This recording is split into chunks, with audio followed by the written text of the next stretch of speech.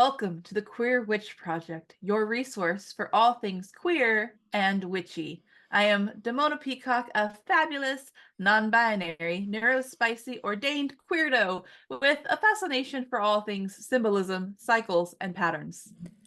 And I am Moonkittee, your queer femme, poly kitchen witch, and proud geek. Today's topic is, what does it mean to parent your inner child? Hmm. Ooh. Well, So let's show let's up for this one. exactly. So let's just go ahead and dive right in. You would think the phrase inner child is would be pretty self-explanatory, but what is your inner child? Okay, my best way to define the inner child Hmm. is the part of you that remembers being a kid. Hmm. Okay. That part's always in Interesting. your brain. Well, not always, hopefully, but like for me, often, just what part of you can still remember being a kid, what it was like being a kid. Hmm. Complicated. Exactly. And this is why we parent the inner child. Got it. Yes. No, it's real because again, for a lot of us, especially those of us who identify queer, there've always happy moments, but some of us don't necessarily always have the best childhoods. And so there is that complication and complicated feelings of the good and the bad and all of those things. Like I think of the movie Inside Out, which I thought was a beautiful representation of emotions in a child. And there is a lot of that. So There's gonna be a second one. I'm so excited. I know, I saw that. Ah, can't Yeah, I wait. know. But yeah, the inner child is full of complicated feelings. It can feel joyous, carefree, but also it still struggles with feelings of fear, Hmm. abandonment, shame, Oh yeah, neglect. all those really. So all of these feelings often live in the inner child within us. Hmm. And when they get triggered, it's a lot of times connected to the inner child or Right. the memories that you carry of your experiences and all you could make of them with your child brain. Hmm. I know that word trigger is has a lot of connotations around it, good or bad, um, whatever it may be. But ultimately, the definition of it is something that kind of sets off that spark. So the trigger emotion isn't that may take you from an experience from something that you were fine, and then all of a sudden it flashes back on something that caused trauma or pain or joy. I mean, we tend to Hmm. use trigger moments in a negative connotation, but there are trigger moments for joy just as much as there are for the more negative or the more dark emotions. Um, Absolutely. And there are ways that you can conjure and court your inner child and mhm, bring out some of your own magic in the process. mhm. Now, does your Um, inner child have an age? well, first of all, I was going to say that by default of being human and Hmm. especially being an adult, growing up, you have an inner child because so everyone you get an inner child and you get an inner child because we've all had a childhood. Hmm. No matter what kind of childhood we had, it forged our inner child. Now, if you are Benjamin Button out there, please let us know in the comments because we'd love to hear that perspective. But as far as we know, everyone has, you have an inner child because you've had a childhood. And so your inner child can be 3 years old. Your inner child can be your inner 16-year-old. And if you do go to connect with your inner child, you can always ask yourself, which one am I connecting to? And Hmm. which one of them needs to speak. So the inner child kind of takes many different forms, just like we take many different forms. Hmm. That makes sense. And like, because we all take different forms, it's going to vary. So my inner Yeah, child is going to look very different than your inner child and correct. everyone else's as well. So that's what's kind of Yes. fun about that idea of it is unique to you and your needs and your experiences. Yeah, and so if you're going to connect with your inner child, you've pretty much got to figure out what works for you Hmm. and your inner child. So what are some ways that you can connect with your inner child? Okay, well, so the first one that comes to mind is play. Okay. Play. So as an adult, we're up in the rat race, and we're productivity, and we're making Hmm. money or a hustle or getting things done, like laundry and dishes and all Hmm. those never-ending chores. But like when you let yourself stop to play, and maybe that's why like I don't necessarily understand this, but so many adults like sports ball, where Hmm. they're Hmm. participating in it or watching it, but they're still like, no matter how old we get, we never really lose that the fact that play is good for us. Hmm. We just forget to do it. Or Right. we get, so like making time for play. Now, what kind of play do you do? I think that's going to really depend. I know growing up as a child, I loved to read. I was such a huge bookworm, but I also I had a period of time where I loved playing with Barbies with a friend of mine. I loved arts and crafts, constant, always making arts and crafts, Yes. always doing that kind of stuff. Dancing around, singing, pretending I was in plays, all those other kinds Mm-hmm. of things. Being in plays, I did that a Yes, few times. yes, I was in a few of Yep. those. But yeah, same, those kinds of things are the things that I tend to Imagination. do. And I fully admit I do them as an adult too. I still do arts and Yep. crafts. I still dance, Yep. dance around. I'm I, definitely one of those moms that take my own turn with my children's fidget toys because they make my brain happy too. mhm. I'm like, oh, I'm gonna play with this too. Like, oh, my turn. Fidget toys are where it's at. Bubble wrap. I cannot to Oh this my God, day yes. not get bubble wrap in the mail in in any way, shape, or form and not pop at least a few bubbles. And by a I few, I mean, if mean you half the don't sheet pop of it, whatever sheet that size is. you can never. Why would you throw away bubble wrap that has not been popped? It's not finished if you haven't popped it. It Exactly. it would be sacrilegious at this point. And I do. I think Since we my partner, and my meta roommate are just like whatever. Because again, I'm the pop, pop, pop, pop, pop, pop, pop, pop, pop, pop, pop, pop. And neither of them seem to do it when they get bubble wrap. It's just ugh, I have to. Look, you have a very healthy inner child, if you ask me.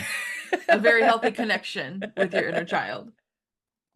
Um, I can't not put my fingers in somebody's slime tub. Okay, wait, that sounded queerer than I intended it.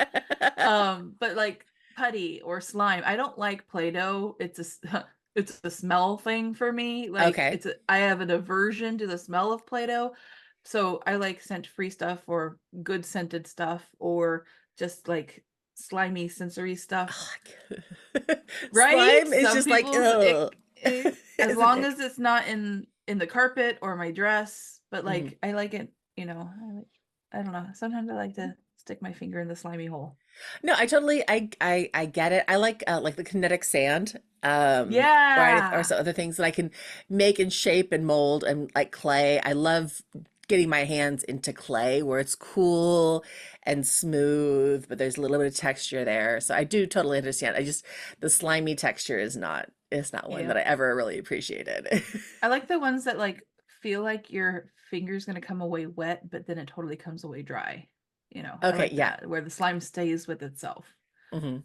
But also as a witch, Hmm. I will say that just unabashedly believing in and going for the magic, Yes. allowing for magic, believing in magic. It makes me wonder that if you are of a witchy bent, if you have a deeper, a stronger connection to your child in general, whether you mean to or not, or whether you think you do or not, because I think for those of us who do practice witchcraft, spell crafting or something along those lines where you are actively Yeah. manifesting something, there is a wish and a magical connection that only comes from the strong belief you have as a child that this is going to work.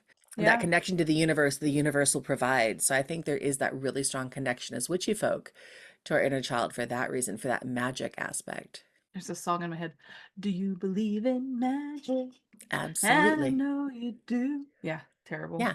Another way for me as a parent Hmm. that I can connect with my own inner child is by engaging with my children, or, Hmm. the children in my family. They love adult attention, and Oh they yeah. love it when you get on their level and you play in their world. Hmm. And that's really nurturing for your inner child. It is. And it's at the same time, I understand from an adult perspective, from someone who has no children and doesn't have immediate access to children. Like I said, I have access to your children, but again, I it's was not about to as say you can operative. borrow a couple But anytime. it's harder for me to get into that mindset of, hey, how do I get down and play with them? Because it's that playing in a child's imagination world is a little bit difficult.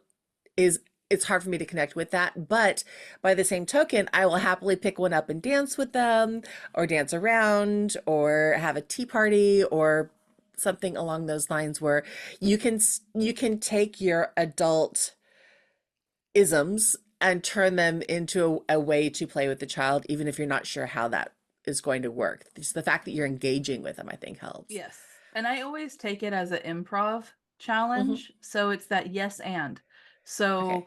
if the child comes up to me and says, okay, you're this, or we're playing this now, I'm going to buy into it, right? So Okay. yes, and then what can I add to whatever scenario they've set up? Like, for example, one of my kids tells me they're a rock star. Yes, and let's Okay. put some music on and sing, you know? Feed into whatever their play is. Hmm. It's improv. Absolutely. No, I love it. I was never good at improv. You're like, I think too hard. I do. I do. I overthink things all the time. I like the idea of thinking of it as improv. And just in general, because we improvise life, or spontaneity, Yeah. and trying to Yeah. plan spontaneity. If you're not sure, think out what could you do if a child suddenly landed in your lap that you know, and as a friend, and as a consenting child with a consenting parent, all that other kind of stuff. Around here, we If have you're no gonna pedos borrow other here. people, yeah. We're not randomly having children fall into our laps, but but You can we're borrow human other connection. people's children with Yeah, permission and consent and, you know, yeah. proven safety. Right. So again, think you can think of the ways, like if you have a niece or a nephew, or Yeah. a neighbor down the street that you see walk by with their going to school back and forth, and chatting, and you have good relationships and stuff. And just think about, if you were invited to a 8-year-old's birthday party, what would you do if you were an 8-year-old? And I kind would of think bring of the that plan. magic. I would bring the magic for them. And Mm-hmm. I love, so I've done a lot of weddings, Mm-hmm. and there are often children of the family, or, Mm-hmm. involved in the weddings. And I love being like my fairy godmother self and just bringing the magic and the sparkle and Mm-hmm. whimsy, just children love that kind of vibe. And they love seeing that there are adults in this world that really aren't out here taking life Mm-hmm. too seriously. Right. There's a time and a place for serious, and there's a time and a place for whimsy. And getting back to connecting with your inner child, it is so important to nourish that and encourage that, because again, there are so many of us who may not have had easy childhoods, and we Yeah. forget there's always good moments, there's always bad moments, but Yeah. the way to do that and to reconnect is to help heal some of those bad moments by connecting with them, and talking. And Yeah, one of the other ways that you can really easily conjure your inner child is just by having sitting down and having a conversation with anybody hmm. about your childhood. Hmm. Some of those old feelings come up. Some of those things that, like, wow, I didn't even think about this since I was a child, but now that I'm an adult, I can look at it from this different perspective, and this is what happened to me as a kid, and Hmm. damn. Uh Definitely, therapy is a great place to be unpacking some inner child work, especially for Hmm. those of us who have been traumatized. But another really um, powerful way to Hmm. connect to your inner child would be through a meditation or intention, Hmm. setting an intention to go within and talk to your inner child. In fact, I think we have some ideas and suggestions Hmm. specifically of if our listeners want to go from listening to this to connecting to their inner child, I think we have some suggestions of what we could get you right in there. Right. And I think some of the reasons I know we didn't kind of touch on this in our thing, but the reasons why would you want to connect with your inner child? And these exercises and suggestions is are important, but I think that it's also Mm, important to recognize why. And I think it's one of those things that goes back to what we were saying about triggers is you could be having a conversation and something all of a sudden sparks an emotion, mm, joy, fear, whatever it may be. It's really good to know as adults why we're feeling that way, especially if it seems unreasonable to others mm-hmm. or Or even to unreasonable to yourself. yourselves. Like, yeah, exactly. Suddenly you're having something like, oh my God, I'm crying over this thing. Why? That's when you'd want to connect with your inner child, have that moment to connect Yeah. and do it. So with those exercises, like so you mentioned meditation, Mm-hmm. and there's so many different ways for meditation Yep. and how to do meditation. And some people are like, oh no, I can't meditate. But I'm just like, well, maybe you can't meditate traditionally, but have you tried Mhm. this? Because there are Right. so many different ways to go within. Exactly. And And I love connect with going yourself. back to when we had that episode with Kathleen and talking about witchiness as mindfulness. And she was saying meditation is not sitting there being silent and letting nothing happen and clearing your mind of everything. That's not really what meditation is. It's about sitting there and recognizing the thoughts that come in and recognizing you can let them go so you can dive a little bit deeper. So let those things that come in, it's like, oh my God, I have to do the laundry. Okay, acknowledging I need to do the laundry. Okay, let that go. So you can keep moving towards that idea of focus. So anyone can truly do meditation. It's just a matter of are you willing to work on it? And with that meditation is what would be some of the things that you could do to try to get down and connect to your inner child Okay. when all the laundry is happening, when all the other things around you are going on? Well, I mean, you have to allow yourself time for Hmm. being. There's doing and there's being. Right. And in a consumerist society of capitalism, Hmm. we've we're taught to value the doing, doing, doing, doing. Hmm. And so it starts with allowing yourself to Hmm. to be, just to exist, not to have to achieve anything. Um, be with yourself Hmm. and then go deeper, be with your inner child. Okay. And so that's how I would get you in there. Hmm. And once you can conjure up that connection with your inner child, whether it's your teenager, your 3-year-old, or the 7-year-old that experienced this trauma, or whatever your intention is, because yes, connecting with your inner child and parenting your inner child can be massively healing Hmm. and very important, because sometimes they're the keeper of our magic, but Right. also the keeper of our wounds, of some of our deepest wounds. Hmm. So there are reasons that we want to get in here and connect with these little entities of spirit within us that we carry within us, within our stories, within our being.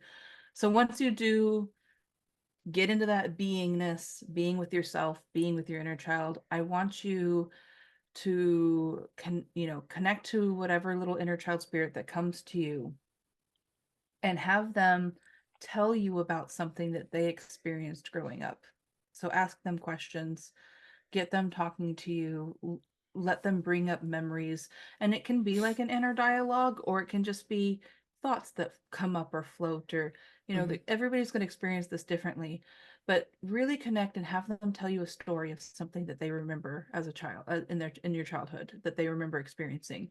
And then once you get their story, I would like for you, the adult you that's doing the parenting, to turn around and talk to them about that experience from your what you know now, from your Hmm. adult perspective. Because so many times as kids, our brains are still developing and we don't really fully grasp.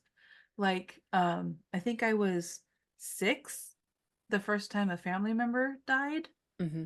And also there was a time where we put down the family dog. And I just remember those two things and just really not even grasping what that meant Hmm. fully. And I can sit in that child's grief with them and kind of explain better Hmm. now what I understand about death and grief and loss and Hmm. connection.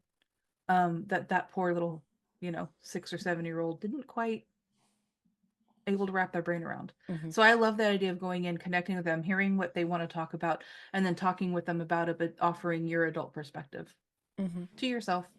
Right. And not forcing what they want to talk about. I think that's something to think about too, is you might want to come in going, hey, we were talking, I want to go down and talk to you about this feeling, but maybe that's what they want to talk about is something else because there's something deeper that relates to what that feeling brought up. So it may It be does open to that carry its own conversation. inner wisdom if you give it, if you really listen.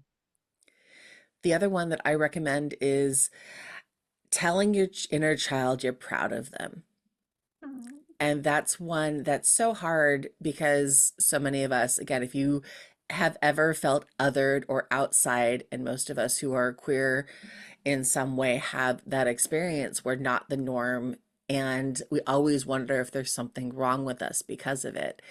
And Mm-hmm. knowing now as adults, there isn't anything wrong with us. And in some cases, it's biological. In some cases, it's just who you are in your perspective.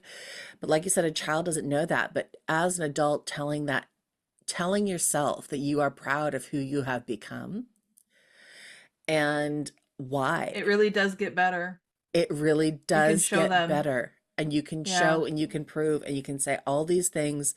It doesn't make sense. It doesn't make sense why you're going through them now, but here's what happens on the other end. And because I'm proud of you for sticking with it, I'm proud of you for going through this and standing your ground or hiding when you were too afraid to come out.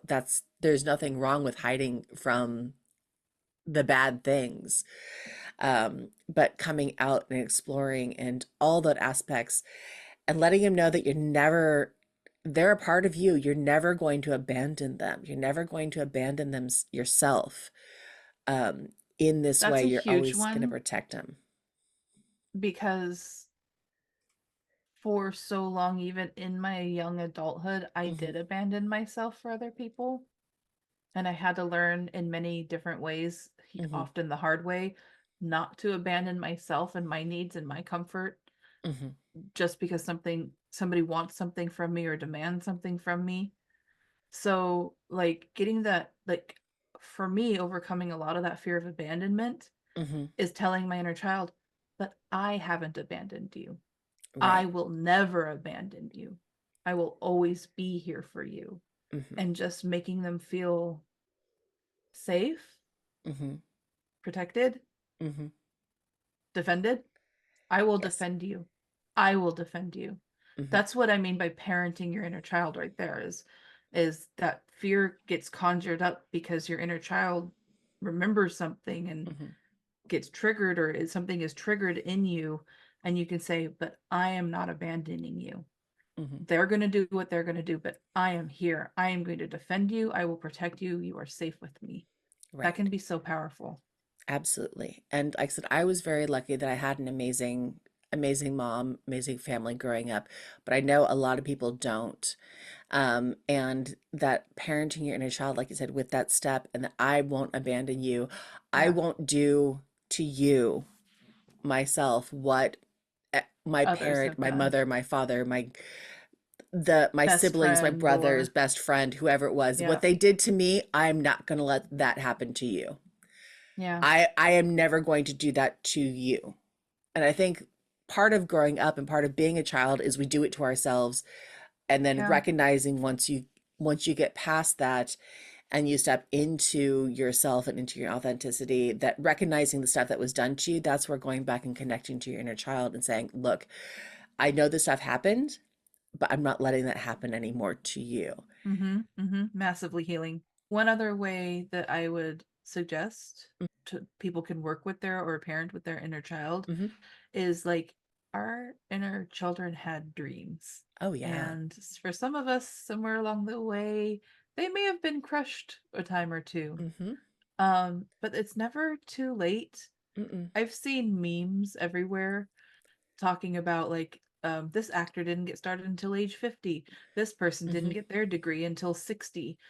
This person didn't do this accomplishment until later in life. Mm-hmm. And I think it's very important to know that you don't have to give up on the dreams even if they Mm-mm. were kind of crushed in childhood. So that inner child might still have some of those dreams, and you may have even forgotten, and you can ask them. Mm-hmm. Get into there. What have you always wanted to do? What were you afraid to tell an adult about? What Mm-hmm. aspiration have you held on to all of these years? And in some cases, maybe you can even resurrect that dream. Exactly. Resurrect it and do it. I think of like the stories of like the little old lady who goes skydiving on her 70th birthday because she's always wanted to, was afraid, and so everyone told her she couldn't. Yeah. That's that kind of thing. Or if Starting a new career. starting a Like, new am I career, crazy? but even as something as simple as saying, I always wanted to go to a Ren fair as a child. So you know what? And Go as an adult. yep. Take your inner child with you along Uh-huh. And and get experience the magic. experience the Get magic. into it. Get dressed up, dress up like your inner child would want you to do so, and go and explore and watch the jousting. I mean, go to Disneyland, go to medieval times, Mm-hmm. all the that kind of magical stuff that your child wanted to do, your inner child wanted to do, and maybe you couldn't. There's nothing stopping you now. Yeah. Goes back to play. Let yourself Hmm. play. Exactly. Yeah. Resurrect the dream. Yes. And it doesn't have to be all the time. You No. know, there's still time and a place for everything. So there's time and a place for adulting. Hmm. We still get that done, but make time for non-adulting. Make time Yes. for your inner child. Yes. And let that magic of that inner child and that connection they build with you, let that energy, it's the purest source of energy. Let that shape your own magical practice Mm, and let that energy come through in that practice. And mm, it's amazing what it will help you do and help you accomplish yeah, in your own witchy practice. highly recommend. What are Absolutely. some ways that, so this is a question for our listeners. Hmm. I would love to see it in the comments or email. What are some of the ways that you tend to connect with your inner child? And do you have you experienced any healing in doing that kind Hmm. of work? And if not, are you going to start? You ready to Right. start? If you haven't had that experience, tell us what you want to do. Tell Yeah. tell us what you will do. I wish inner child healing and beautiful parenting inner child relationships for everybody, Hmm. because I think that that would go really far in healing this world and some of its shame and hatred and Right. brokenness. And it makes you less judgmental of others because a lot Mm-hmm. of what we judge and put on others is the stuff we're afraid of in ourselves. So healing Mm-hmm. ourselves also helps you have less, More love, more yeah, humanity, more acceptance. absolutely. Yeah. All the Less mores, judgment. less Yeah, judgment. exactly. I love you. I love And your you. inner child. And yours too. Yay! I let them out often. So much. All Mwah. right. So that being They're chaos. said, is there anything that we missed? I think that covers our Awesome. beautiful, wonderful topic for today. But I just want to say thank you for listening to the Queer Witch Project. And if you like what you hear, let us know. Give us some ratings, give us a follow, subscribe, alerts, 5 stars, whatever it takes. We like getting some traction and we love hearing from you. Yes. And if there is a topic you want to know more about or an episode topic you want to suggest, contact us at thequeerwitchproject@gmail.com or find us on YouTube, TikTok, and Instagram with the handle at Queer Witch Project. We upload every other week. And remember, queerness is a key to magic. Be yourself and love rebelliously. Yes. Bye. Bye.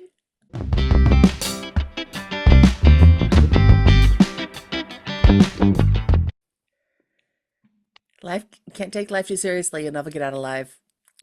Right? That's one of those stupid quotes that just sticks right free in my head.